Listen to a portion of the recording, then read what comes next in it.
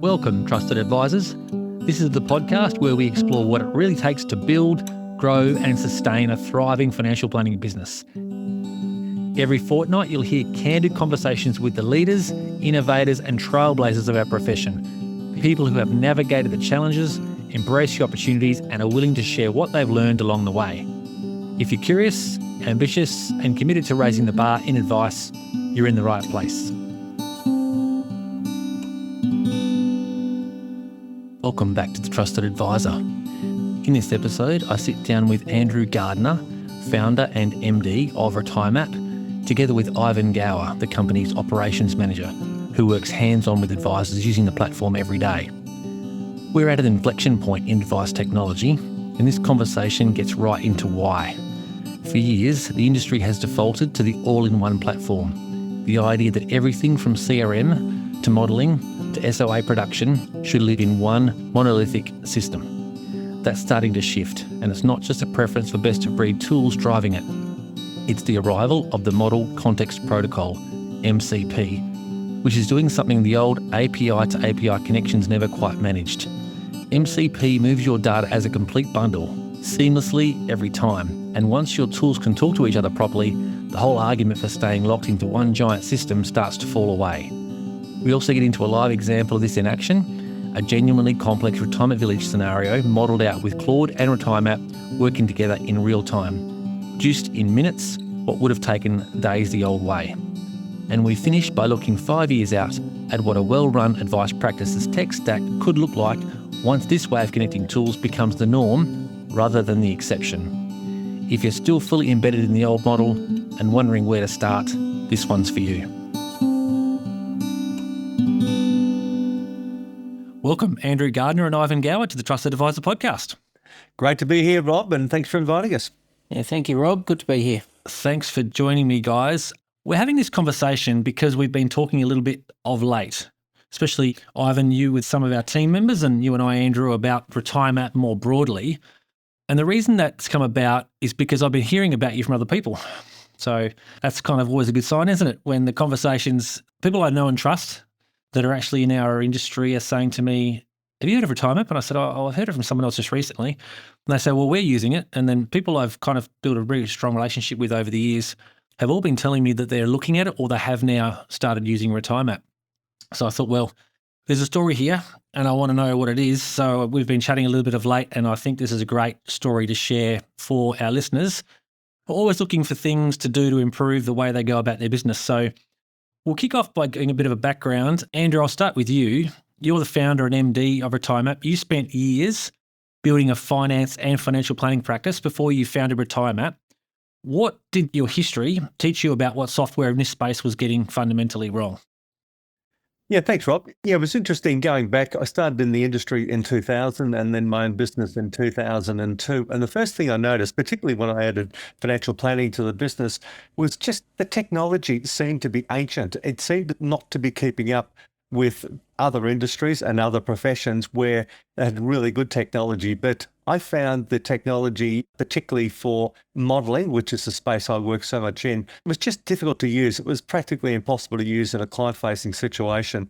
I always like to collaborate with clients and invite them to join me on that journey and go with them on the journey rather than just pointing into the future and say, I'll meet you there. Because I always thought that lacked a little bit of depth and it didn't engage the client in the process. And by engaging them in the process, you can then have them take a greater sense of ownership. The technology, well, there were platforms around, end-to-end platforms as they all were then, and it was just hard to learn and to try and drive them, particularly when you're in a client-facing situation. It was just hard to do because they were so big, so monolithic. I was talking to someone when I first started in the tech space about 6 years ago, and I spoke to a demonstrator of Xplan, I think it was at the time, and most advisors only know 10% of what Xplan's capable of doing. And I thought, geez, if it's that hard to learn, how can you possibly do that in everyday life? How can you do that where you actually use it to bring a client with you? So a long time to learn, a lot of expertise required to learn it. And of course, the side product of that was that those who really were the experts back in those days, and probably still are today, are the paraplanners. And so the advisor was dependent upon the paraplanner to do it for them. Then you get back to the space of the advisor working with the client, and then they change their mind. Or what about this? What about that? And then all that reworking have to be done again. I think a lot of people, they hear that and they go, yep, that sounds about right. So you speak about the end-to-end software and the monolithic software, if you like, that tries to be all things.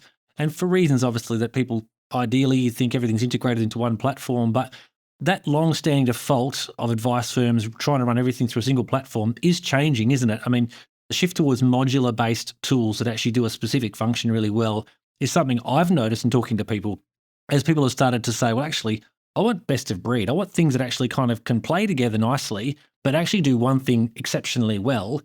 What's changed in the market that's made the all-in-one model start to feel more like a liability than a convenience? Well, it's interesting. I've been thinking about this a little bit over the last several months as we started to build out into the more seamless integration. And I always came to think that the train analogy was a pretty good analogy. You see those old country trains rattling down the tracks, and they've got carriages, and those carriages are joined together by a coupling down the bottom. But to get to the next carriage, you've got to basically step outside, step across to the other platform and go inside. And that's kind of what it's like with some of the all-in-one platforms, where you've got to move to that next part of the chain, and then you've got to retrieve data from the previous platform, and it's just time-consuming, and you've got to have that expertise to know what buttons to press, which order to press them in, where to go to look for it, and then bring it forward to do what you want to do in this modeling scenario. Whereas the best of breed, it changes things a lot, particularly with the introduction of AI and the platforms that are bringing that, whether it's Paradino, whether it's Claude, whether it's Malu, or whether it's Copilot. They create this new sense of seamless integration. And MCP, Model Context Protocol, has had a lot to do with that. In fact, it's facilitated it. Whereas the old API system, which I know is still used extensively, but that is mapping every single field and mapping it to the corresponding platform and then transferring the data from one platform to the other and bringing it in. And then if you miss a field, or if the field's changed, or if you haven't maintained it, you might only get 50, 60% connection, 56% of the data being brought across, and some are lower than that. On a good day, you might get 80 or 90%. But MCP allows you to bring across in a whole bundle and bring it across in a way where it's much more seamless and certainly complete. And in doing that, it makes it a whole lot better for the advisor to be able to bring that data across and know they've got the data. So the analogy is that suddenly it's a very seamless integration, and each of those carriages are linked together with an open format where that data slips seamlessly through each of those carriages and brings it forward. You don't need to go and retrieve data because it comes with you as you move through the process. And the other benefit, of course, is that as any component that's not working for you, you can pull that component out and replace it with another best-of-breed component that works for you in your circumstances. Yeah, for sure. And that's something that we certainly thought about back in the day when we moved away from the all-in-one solution that pretty much all of the businesses tend to use as well. We did that back in 2017, looking for exactly what you're describing there, Andrew, which is that best of breed, things that will work together but actually are doing one thing exceptionally well. Ivan, let's turn to you and to get this question around how the shift of best of breed happens. It doesn't happen overnight.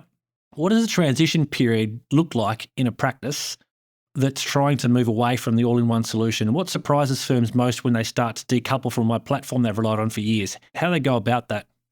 Well, I think there's two things in there. One is the technical side of it, and the good news is it's not a big bang migration. You don't need to move everything at once. The nature of the tech these days means that you can start to pick up a particular element of your advice process, one you feel isn't really delivering you the efficiencies or the benefits that you're after.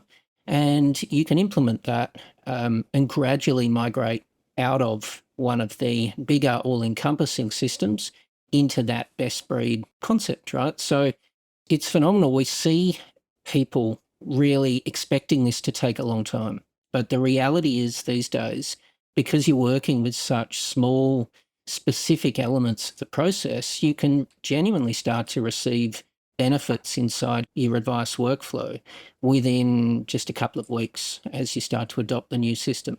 Yeah, and this is something that Andrew's alluded to there is you can test drive it. As you say, you can move away from that component or that module of the all-in-one solution and start to test drive this function, which for you guys is about the modelling. It's about replacing the cash flow modelling tool and actually, as Andrew stated a bit earlier there, just being able to do that much more seamlessly and easily with clients. So being able to interact with the tool in front of a client if necessary, because the handoff, if they do make a change to their strategy and you've got to go back to the paraplanning team, and that sort of delay in getting the job done makes the usability of something like RetireMap so appealing to advisors, I imagine.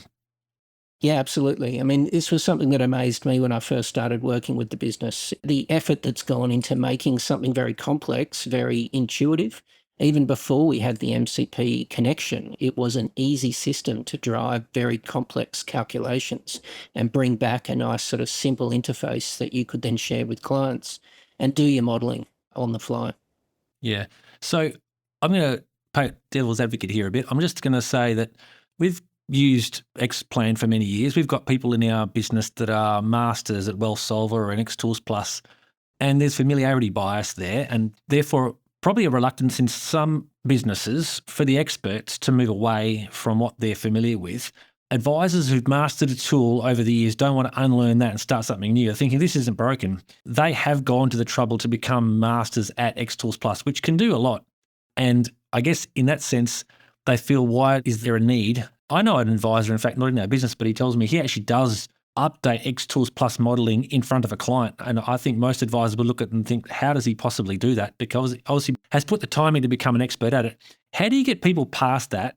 Particularly when there's sort of that one person in the team that resists it and says, we're used to this system, this works, why will we change? How do you get people past it and to test drive something that actually is a newer way of doing things, but perhaps has a bit more usability for more than one master advisor?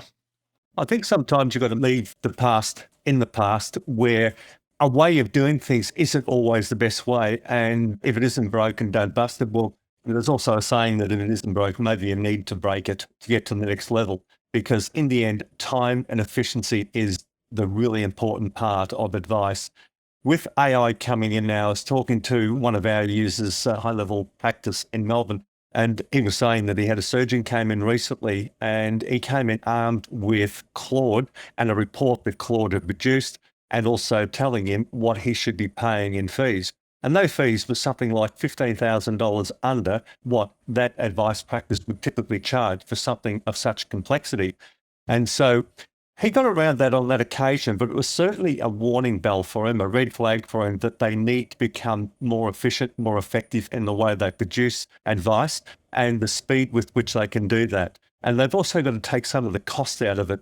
PwC also had a write-up in the Financial Review earlier this year, and they're talking about reducing one of their advice departments from 40 down to 6, I think it was, and they're producing the advice they're providing to their clients faster, quicker, easier, and with more accuracy, using AI as part of the solution. And I think that in this day and age where people are so well aware of what AI is doing, it's on the news every day, it's on TV every day, we're all using it every day. And it makes things so much faster, so much quicker, and so much easier where things will be done. In the end, no money is made by an advice practice until the SOA is generated. And I think, Ivan, you've got a great example there where one of the advisors came to you and says, I've got this problem with one of my clients going into a retirement village, and they've got 3 or 4 different options plus other sub-options, and you solved that much more quickly than what it could have. Tell us about that one. Well, yeah, I mean, this has got to be my favourite experience, I think, in over 20 years in the industry. A relatively complex scenario with a elderly client moving into a retirement village. And she'd sold a home, had 3 different entry options into the village, each a different price point with different ongoing maintenance fees. And then this exit fee that applied across the first 5 years that she was there. The modelling itself was relatively awkward, but we sat there with Claude open on one screen, RetireMap open on the other, and we were just entering prompts into Claude to see how we could model the first of those 3 scenarios. It was doing all the heavy lifting for us. We could just look at the outcomes. And once we were happy with that, the instruction was simple, just clone this. There's 2 different variables, the entry fee and the ongoing fees, and create 2 different alternative scenarios. So it did that for us, a matter of minutes to then spin up the alternatives. But the next piece was the analysis. And this is something that in years of doing paraplanning work would have taken me days to fulfill. We agreed between us that the unknown in this situation was the client's longevity. How long would she stay in this retirement village? Would the exit fee apply, etc.? So we just verbalized this inside Claude. This is the unknown. Help us understand the implications of the time that she's in there. We want to look at it across metrics like cash flow, cumulative tax, cumulative age pension, net worth, and bring us back the outcomes to help us really clarify this scenario for her. It produced, in a matter of minutes, 9 pages of analysis, addressed everything we wanted. There was a matrix that it presented, 3 different entry options, 4 different timeframes, 3, 5, 10, and 15 years. And it gave us that clarity around that decision point for her. But what really blew us away was it went further. And it understood that this was not just a financial decision. This was a personal decision. This was where she'd be living.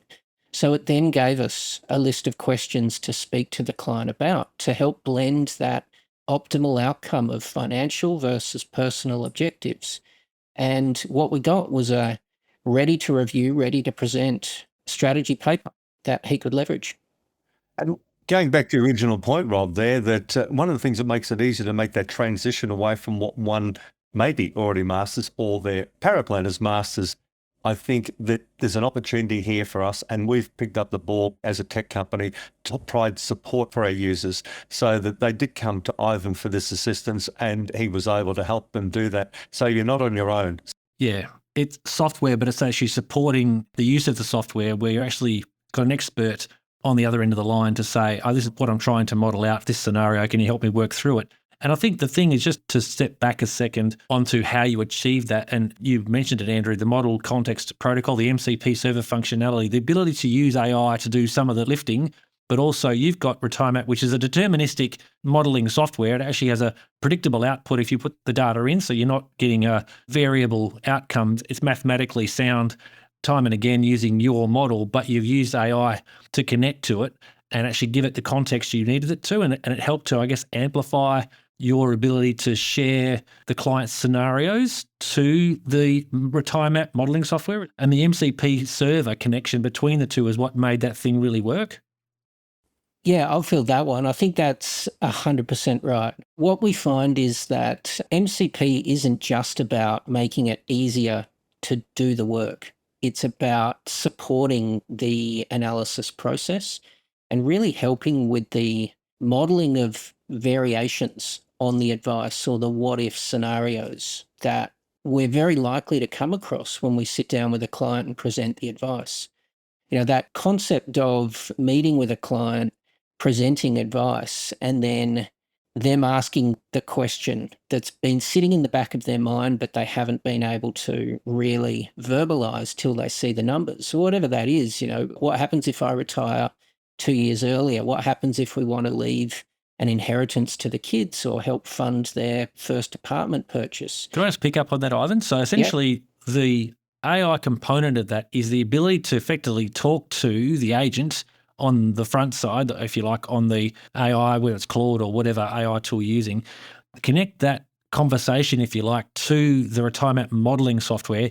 It does the modeling work, but it's actually the agent is interpreting the conversation the advisor's having and punching that information through into RetireMap to do the deterministic modeling. Is that kind of how it functions? That's exactly right, yeah. So there's probabilistic and there's deterministic, right? And probabilistic is the language model. That's that concept of let's feed in a question and same question will give you different answers every time. It works quite well when you're trying to construct content for an advice document or something because you can read it and you can review it and validate it, correct it, and be really comfortable that it's done the work for you.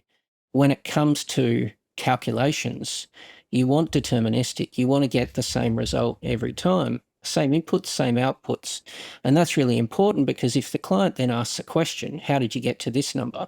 Or a regulator comes in and says, give us the substance behind your calculations and the basis for your advice, you've got that set in stone, auditable, transparent list of numbers that you can fall back on. So blending the two becomes really powerful. And to sort of clarify, the MCP capability in RetireMap drives the work that you would do to input the modelling. Yes. It doesn't run the numbers itself. Yeah, for sure. Andrew, if I can turn to you there, when we were chatting about, I guess, the way in technology is helping to change the way advice is delivered and the workflow is kind of being altered, you talked about 3 choke points in an advice practice. You said the fact find, the modelling, and the SOA. You've clearly gone headfirst into the modelling space to address that key choke point, which everyone can relate to based on what you both have just said. Which of those 3 has historically been the most neglected, I guess, from a technology investment perspective, and why? Has it been the modelling for you? Is that the way you thought, we're going to go into modelling because we don't think this is actually being properly handled in a way that's useful for the client, useful for the advisor, and easy to model multiple scenarios at short notice? Yeah, that's right. The modelling was the part that I found difficult in the practice. If you don't have something that you can use quickly, easily and efficiently and have the client engaged and see the outputs on the spot, then they can't become really connected to what's happening. But by extending it on either side, so the likes of Paradino and Claude and Malu and the other AI agents and Copilot for that matter as well, those AI agents have allowed for the other 2 to open up as well. So the data flows in so easily. Ivan's done some testing, and it's real world testing as well, that within 23 minutes, he's able to issue a command to lift the data out of the AI agent and place it into RetireMap. But you've got a base plan then. Then you can run these scenarios running simple scripts, simple prompts, and you could run them on top of each other. And within that, you can then go to the plan comparison reports in RetireMap to then compare them against each other and see which of those is most closely aligned to the goals and objectives of the client, and be able to present that as a graph so that the client can see it, the advisor can see it, and both of them have an end result that at the end, the advisor has definitive instructions. The client has run through all the different scenarios that they want, so they've got a definitive outcome and an expectation. And then you're able to push that out into the AI agent to produce the SOA. So it's extracted, it's pulled out, but that gives you the end result of all 3 of those coming together. But the central part of it is being able to do that modelling quickly and easily. The data goes in without a keystroke of data entry. It's just a prompt. And then the end result is extracted out into the AI agent for SOA production with the press of a button. So all those things come together. But in the end, you need to be able to do the modelling, and the modelling is central to getting the outcomes and the reporting so that the client can see where they're going. You don't have any of those afterthoughts of what about this or what about that.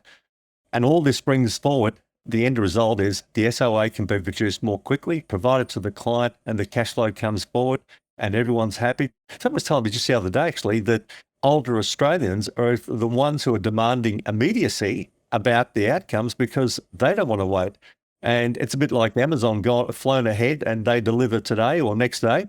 If you can produce your SOA that much more quickly, then you've got an edge on the market. And this combination is giving you that edge where you can do the job more effectively, more efficiently, and save a whole lot of costs in a range of areas. Okay, so Ivan, you're the guy people are talking to when they've got a modelling scenario they want to sort of test drive, and they've got this one recently you talked about came to you and said, I've got a complex case, aged care scenarios, multiple different things to model, and you therefore have got the ability to take that scenario, and obviously you've got expertise with your tool as well as the AI, the connector that actually can make it work. Where does kind of AI move from being superficial note-taking, executive summaries, producing SOA outputs that maybe aren't necessarily accurate because people haven't used a deterministic model to actually get the right consistency in their outputs? Where does surface level AI kind of end and genuinely transformative AI capability begin for you from what you've experienced with your clients and what you built?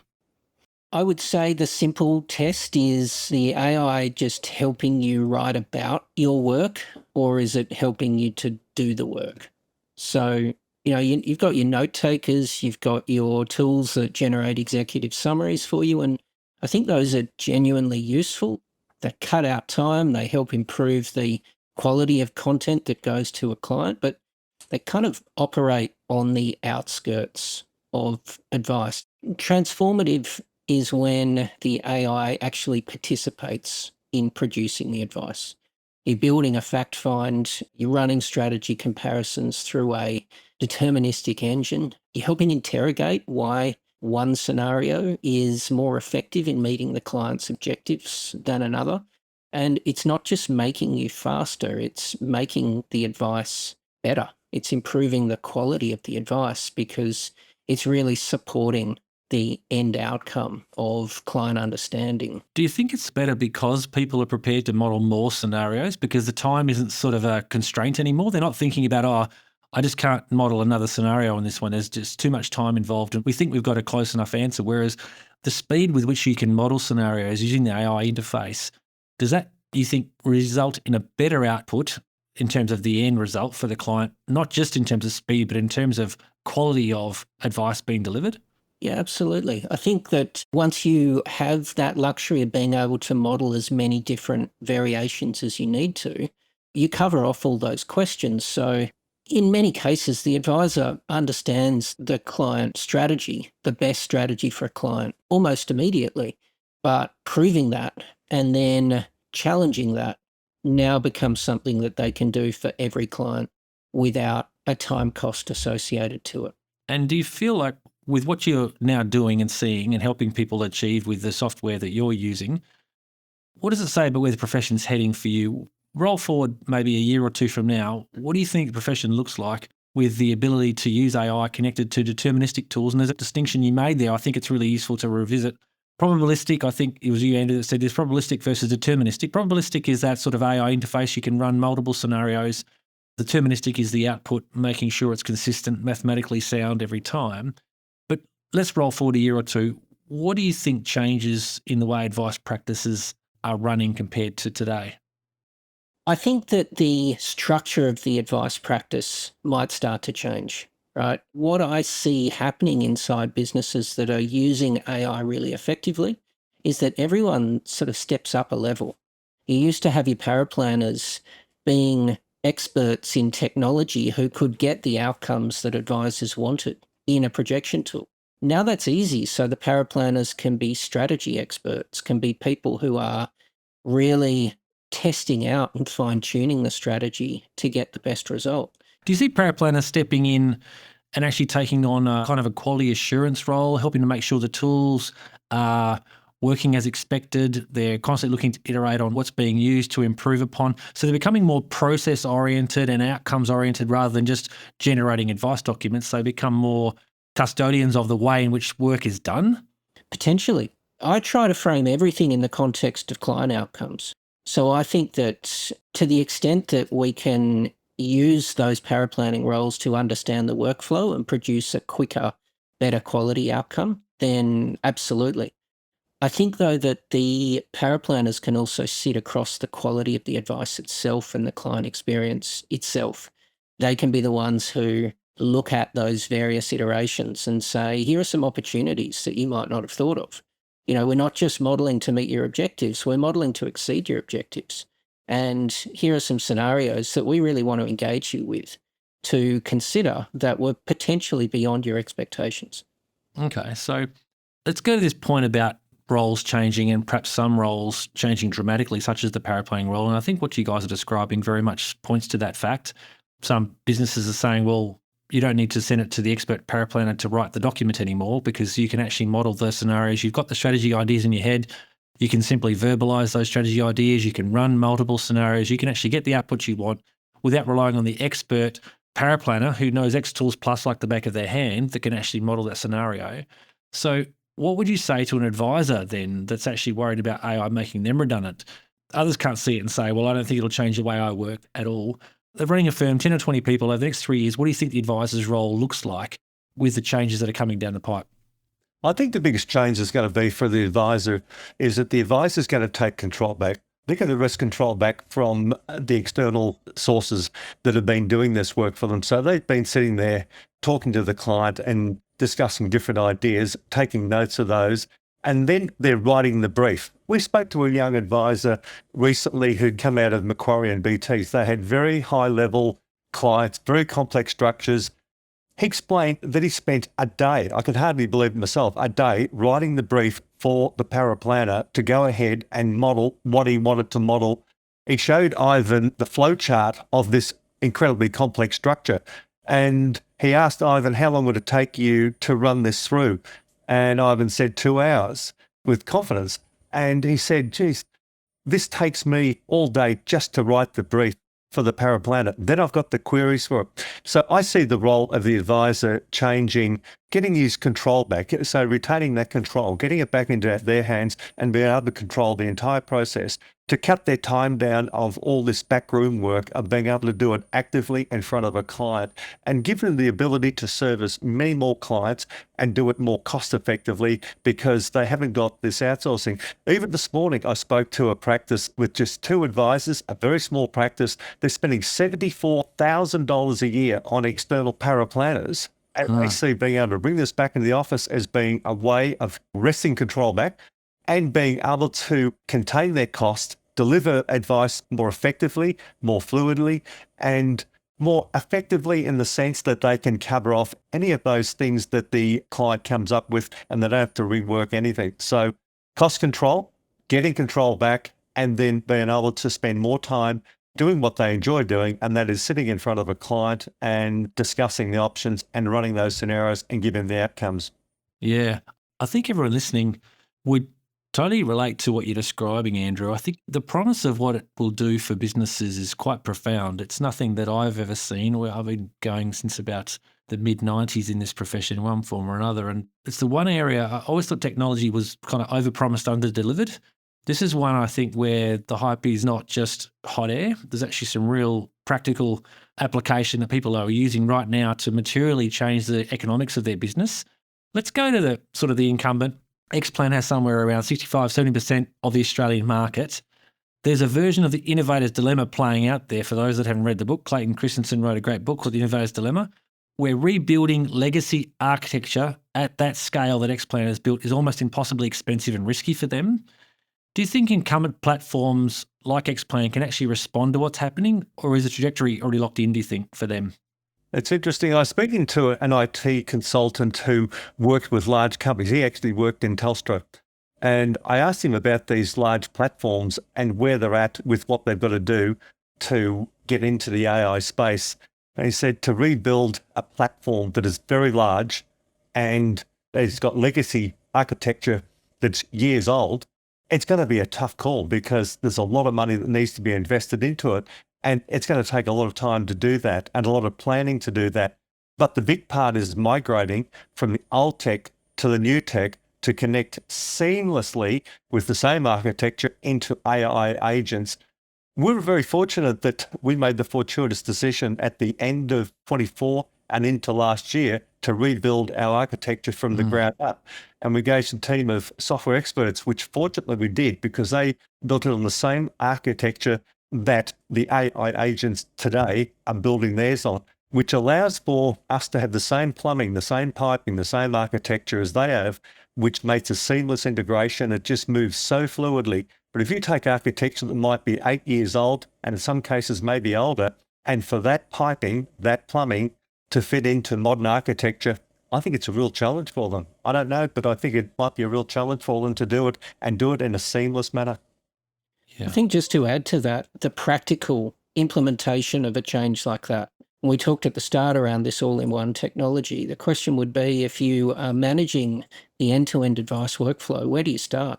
What's your first introduction, your first foray into the AI-supported workflow? I would venture to say it's not going to be the cash flow modelling piece because that's a pretty challenging one. It's a hard nut to crack. So when you're managing the end-to-end piece, you've just got to bite off little pieces at a time, and it's going to take a long time to get there.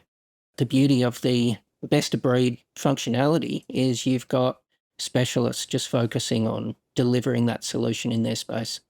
To that point, Ivan, I was speaking to an advisor recently who said that one of their platforms, end-to-end platforms, said they'd introduced AI, and the AI was actually writing an executive summary of the SOA, hardly AI. Another one introduced AI by announcement, and effectively what it did was AI notes, which has been around for a while. So you start to wonder what introducing AI really is. Yeah, and just to go to that point you made there, Ivan, about it being a hard nut to crack, the modelling piece, it's an area that when people have been looking to, I guess, look for alternatives to the large incumbent that's in the market, the modelling has always been the one people feel like, oh, you just can't get the robust depth of modelling that you get from Xtools Plus. You just can't find it. Other software has been out there to build something that is better and more presentable, I suppose, in terms of client engagement, but perhaps not the degree of complexity that was built into the Xtools Plus software platform. You've spent 6.5 years building RetireMap. And you, as you said there, Andrew, a moment ago, you've rebuilt it to actually build it on the platform that now enables AI to interact with it, to actually connect it, to leverage the advisor's time in ways that advisors can't possibly imagine until they start to use it. As you say, it changes the entire workflow. What does it say, I guess, the fact that you've spent this time on the modelling piece, what does it say about the competitive landscape that this area remained largely unsolved for so many platforms that it couldn't get the same level of capability that Xtools Plus had? That's true. And it seems like Xtools Plus has owned the space for a long time because they did have the depth. We made the fortunate decision back in the early days to start with the more complex part of modelling. So we started with entities and we built downwards into Centrelink from there. And that gave us the right architecture at the top end to be able to push down into those lower ends. It's harder to do the complex when you've started with the less complex. But doing the entities was something we were really keen to build out and to cover every option, even Division 7A loans. What made you start there, Andrew? Why did you start there when most people wouldn't have started there? They would have started with the simple ones and then build it out from there. Why did you start at that complex end? We always wanted to have a program, a cash flow modelling program that had sophistication, depth and substance to it. And we felt the best way to do that was to work in the space where there was least competition in that space, but also something that we enjoyed doing that sort of substance. I've always enjoyed working in structures. I've been doing that for nearly 30 years. And it's something that I like working in that space, and I have been in that space for a long time. So we felt that that was a good place to start working and to build a name for RetireMap as something of substance and to build down into the other space. And it took us years to do that. And the other part that took a long time too was just to get the right mix of granular detail and then summarize granular detail and then the graphics in the visuals so that the advisor can follow where that chain of calculation starts and follow it all the way through to give a summary so the client can understand where it is, and then to give the visuals so the client can see the trends and the movements, and to be able to move that from present values to future values, putting inflation in and out. All those sorts of things are all new challenges to do, and there are so many different parts of the equation in modelling to handle, and that's why it has taken 6.5 years to get there. Yeah. Ivan, tell me, as a technician who's helping people use RetireMap, you might have answered this question already, but I think it's worth just spending a second further on it. Let's go out 5 years. What does a well-run advice practices technology stack actually look like? Is it this best-of-breed tools all connected via MCP server, do you think? What's your view? In 5 years, it could be the next evolution of MCP, but the short answer is yes. I think what's held everything back in the past has been the connectivity, right? Everyone looks at the single-purpose tools and says these operate incredibly well, but you're asking me to duplicate my data entry. You're asking me to transfer data from one system to another, and then it's not coming back. The MCP capability will just enable this flow of data to move as quickly as the ideas do for a practice. So you have a connected CRM, a connected digital fact find to collect information from clients, the modelling engine, the SOA generation tool, tack on your revenue, your invoicing, your client communications. All of these tools can sit together and speak to each other. So the ability to simply sort of say to your CRM, find me all clients who will retire in the next 5 years but have a potential funding gap. Yeah, MCP's been the real unlock there, hasn't it? Absolutely. Because without MCP, you had the situation where you had best of breed, but you had to build API connection. And as Andrew mentioned earlier, you might get not all that data across, or if you get it, then you change the model or they upgrade their software and then it breaks the API or you get half the data you used to get. So MCP has been, this is the kind of key point here, is that it's been the real unlock. It means that if software is built genuinely with the ability to connect to other parts of the ecosystem through MCP, It means that people don't need to think, I have to have an all-in-one solution because that's where my data has to go to get the plan out the other end. I've got to model it there because that's where the data is pushing through into my SOA production engine. Now you're saying you don't need to. You can do that over here and you connect it to your plan production software over there, and it actually works seamlessly. You don't need to necessarily have this all complete solution anymore. It's very much modular, connected via MCP. Spot on. And MCP brings the flexibility. Client scenarios change, practice needs change. MCP is not that structured integration between two systems. You don't need to think through all of the different ways that they'll connect and then continue building as new needs open up. MCP gives the agent the instruction manual to leverage all of the functionality that sits in the system. And the beauty is that as different tech businesses continue to build and enhance their functionality, the MCP just moves with it. So you don't need to continue to partner various integration partners in order to get the APIs continuing to be built. And to that point too, Ivan, as you do on a day-to-day basis, not only are you using the MCP for your SOA generation and your note-taking and that integration there, but you're also bringing Claude into the equation or other AI agents to be able to add to the equation as well and to add different dimensions, as you did with that retirement house scenario where you brought Claude into the equation, that all the work was still being done deterministic in RetireMap, but you were able to use those different agents because MCP is that general, widespread, all-encompassing connector of all AI agents. So if it's got an AI agent, if it's got a chat capability, it can connect to RetireMap's MCP and other MCPs to give the full range of needs, regardless of what they are. And I think that's a major change. And this has really only started in the last quarter or so, Rob. It's not like this has been going a long time. We're talking only a few months that this has been able to happen, and it's changed things dramatically. It's changed the game for sure.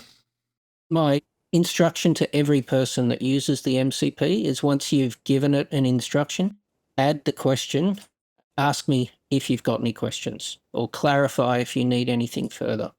And invariably, the agent is able to come back and say, I need more information on this or that or something else. And this is the scenario where you've given information to a paraplanner and asked them to produce some SOA, and they come back 3 or 4 days later and say, I'm working on this now. Can you give me some extra information? This is immediate, and it helps to round out the instructions you provide. It helps to fill in any gaps, and it gives you a better quality outcome. Well, it's so much more efficient too, because you're actually then doing it on the spot at the time, not handing it off and then getting asked questions 3 days after you've moved on. So you're actually doing it all at the same time. So it makes a huge amount of sense.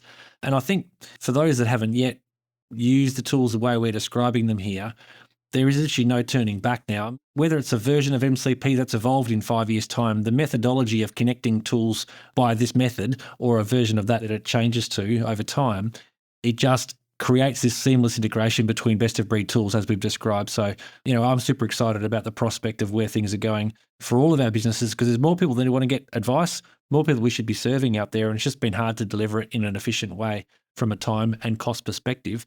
But for you, Andrew, one final question, if I may. For a practice principal sitting there right now, still fully embedded in Xplan and not quite sure where to start, what's the one thing you'd tell them to do first? Financial services has been starved of advanced technology for a long time. Suddenly it's arrived. The thing they need to do is to embrace it, because it's going to change the way their practice operates. It's going to change the way they allocate their resources. It's going to remove those 3 choke points. It's going to allow advice to free up and move more seamlessly and more smoothly through the entire process of advice.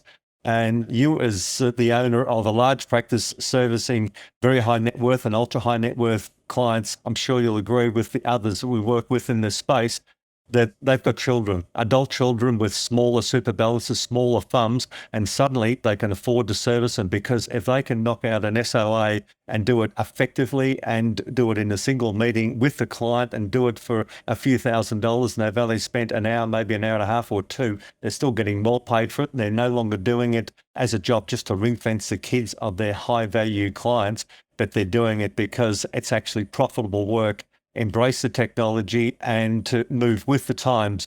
I heard a professor of AI on Talkback Radio here in Melbourne just a couple of weeks ago, and he says, if you're not riding that AI horse, you'll be chasing it and you may never catch it. get onto it now while you can and embrace it, because it's going to make a world of difference in the efficiency and effectiveness of practice and advisors, and make everything just work so much better and smoother. Yeah, I couldn't agree more. It's exciting to think that we'll be able to do more of the work we've been trying to do for as many people as possible, but do it in a way that just gives us that opportunity. And as you say, this generational wealth transfer has been talked about a lot in the last couple of years, and I think the ability to actually serve a younger audience, perhaps that actually doesn't have the wealth yet, but it can be done cost effectively to them as well. It's certainly very promising. I really appreciate you both spending a bit of time with me today. We obviously got to talking because, as I said, some people I know and trust have been in this profession a long time, like I have been saying they've already used your tool, already using it, and have never looked back. And that's a good sign. They've not regretted it and thought, oh, hang on, we've now lost this functionality, but they actually haven't looked back and they've said, we've really embraced it and that's made our job a lot easier. And now they're actually adapting to the AI capability that goes with it. So Ivon Gower, Andrew Gardner, thank you both for joining me today on the Trusted Advisor podcast. Our pleasure. Thanks very much, Rob.